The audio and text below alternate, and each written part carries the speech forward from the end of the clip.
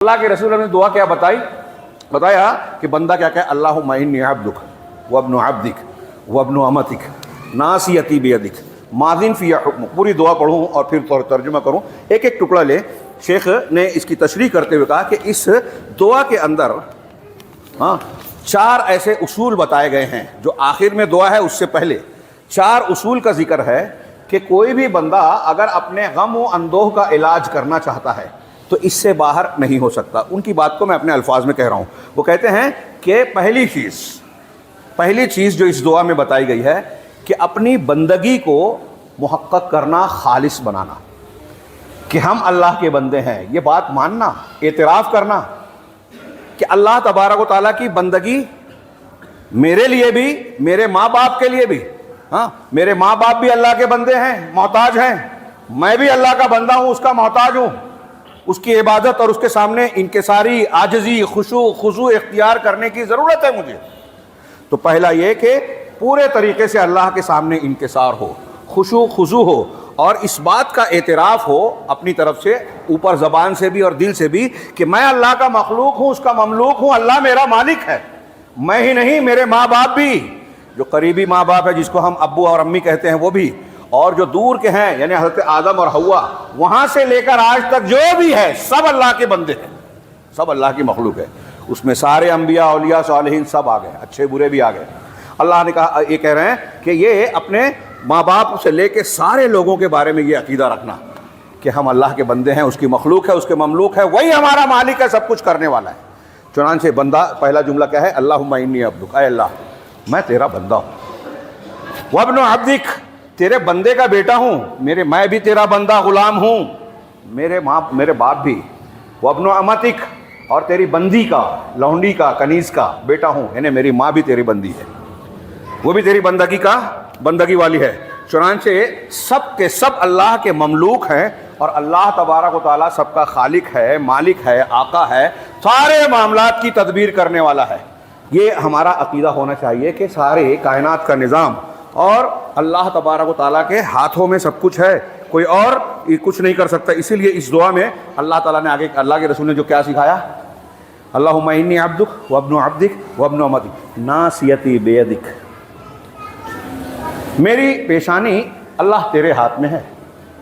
پیشانی میرے ہاتھ میں ہے، یعنی میرا سارا معاملہ تیرے اختیار میں ہے۔ قرآن کی آیت ہے کہ دنیا میں وما من دابۃ، کوئی بھی جانور دنیا کا کوئی بھی ہو، سب کی پیشانیاں اللہ کے ہاتھ میں ہیں۔ سونے کے وقت کی دعا میں بھی ہے کہ اے اللہ، اللہم رب السماوات و رب الارض و رب العرش العظیم والی دعا، اسی میں ہے کہ میں ہر اس چیز سے تیری پناہ میں آتا ہوں جس کی پیشانی تیرے ہاتھ میں ہے۔ ساری مخلوق پر اختیار اللہ کا ہے، کوئی جانور ہو، سانپ بچھو ہو، شیر چیتے ہوں، جن ہوں، شیطان ہوں، انسان ہوں، کوئی وزیر اعظم ہو، کوئی بادشاہ ہو، کوئی کسی اقتدار پہ ہو، کلیکٹر ہو، فلاں ہو، ڈھما ہو، سب کی پیشانی اللہ کے، مطلب سب اللہ کے اختیار میں ہے، کہ اللہ تبارک و تعالیٰ کی مرضی کے بغیر کچھ نہیں ہوتا، اسی لیے اسی سے مانگو، اسی پہ بھروسہ کرو، اسی کے در پہ جھکو۔ اسی طرح یہی بات اللہ کے رسول صلی اللہ علیہ وسلم نے اس دعا میں کہی، ماضٍ فی حکمک، کہ میرے سلسلے میں اے رب اللہ تیرا ہی فیصلہ نافذ ہوتا ہے، حکم نافذ ہوتا ہے، چلتا ہے۔ اب یہ تیرا حکم دو طریقے کا ہوتا ہے، ایک قضا اور قدر، قدری جو کائنات کا نظام چل رہا ہے، سورج نکل رہا ہے، ڈوب رہا ہے، رات اور دن کا نظام چل رہا ہے، بارش برس رہی ہے، سردی گرمی کا، یہ قدر، اور یہ قضا، قدری تقدیر اس کو کہتے ہیں، حکم قدری، یعنی یہ تقدیر، اس میں انسان کا کوئی بس نہیں ہے، جو ہے وہ گزرنا ہے۔ کسی کی موت ہو رہی ہے، کوئی بیمار پڑ رہا ہے، یہ اللہ تبارک و تعالیٰ کی تقدیر کا فیصلہ ہے۔ ایک اللہ کا حکم اور فیصلہ ہے شرعی، کہ شریعت مقرر کی کہ یہ کرو، یہ مت کرو، یہ حلال ہے، یہ حرام ہے، یہ جائز ہے، یہ ناجائز ہے، تو یہ شریعت ہے، یہ بھی اللہ کی طرف سے مقرر کیا ہوا ہے، بندے کا کوئی دخل نہیں ہے۔ لیکن بندے کو شریعت کے حکم کے سلسلے میں مخالفت کی چھوٹ دی ہے دنیا میں اللہ نے کہا ہے کہ یہ حلال ہے، یہ حرام ہے، تو آدمی چاہے حلال کرے یا حرام کرے، یہ چھوٹ دے رکھی ہے، لہذا اللہ کا جو حکم شرعی ہے بندہ اس کی مخالفت کر سکتا ہے۔ یہاں ایک بندہ یہ اعتراف کر رہا ہے کہ قضائے شرعی ہو یا قضائے قدری ہو، وہ سب تیرا ہی ہے، تیرا ہی حکم نافذ ہوتا ہے، کائنات میں تیرا ہی نظام چل رہا ہے۔ جو ہم نے ابھی کہا اسی طرح اللہ تبارک و تعالیٰ نے کہا اس دعا میں اگلا جملہ ہے عدل فی قضاؤک، کہ میرے سلسلے میں جو تیرا فیصلہ ہے، قضا ہے، قضاء و قدر بولتے نا، جو تیرا فیصلہ ہے اس میں انصاف ہے. یعنی تو نے مجھے امیر بنایا، تو نے مجھے غریب بنایا، تو نے مجھے بڑا بنایا، تو نے مجھے چھوٹا بنایا، تو نے مجھے مرد بنایا، تو نے مجھے لڑکی یا عورت بنایا، سب کے حساب سے کہہ رہا ہوں، گورا بنایا، کالا بنایا، ہندوستانی بنایا، عرب میں پیدا کیا، امریکہ میں پیدا کیا، سری لنکا میں پیدا کیا، جیسا بنایا، جو دیا، جو نعمت دی، وہ تیرا عدل اور انصاف ہے، سب سے تیرا بہترین فیصلہ ہے. میں جیسا ہوں، جو ہوں، جہاں ہوں، مجھے جو مل رہا ہے وہ تیرا فیصلہ ہے، اور تیرا فیصلہ عدل پر مبنی ہے. لہٰذا تو مجھے زندگی دے، موت دے، بیماری دے، شفا دے، سزا دے، تجاوز فرما، اس کے علاوہ جو بھی تیرا فیصلہ ہے، غم دے رہا ہے، اندوہ دے رہا ہے، خوشی دے رہا ہے، خوشحالی دے رہا ہے، تنگی دے رہا ہے، غریبی دے رہا ہے، تیرا فیصلہ ہے.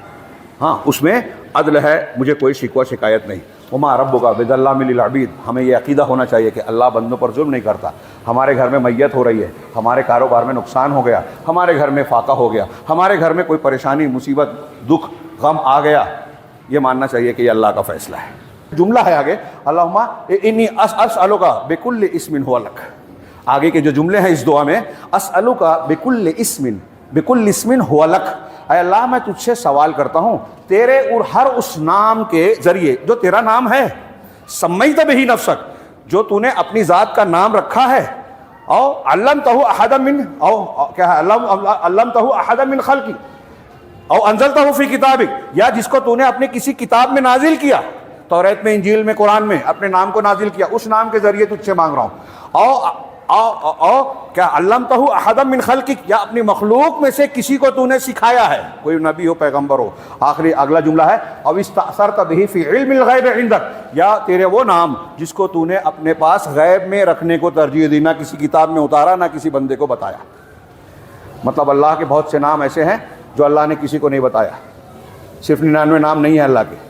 بہت سارے نام ہیں.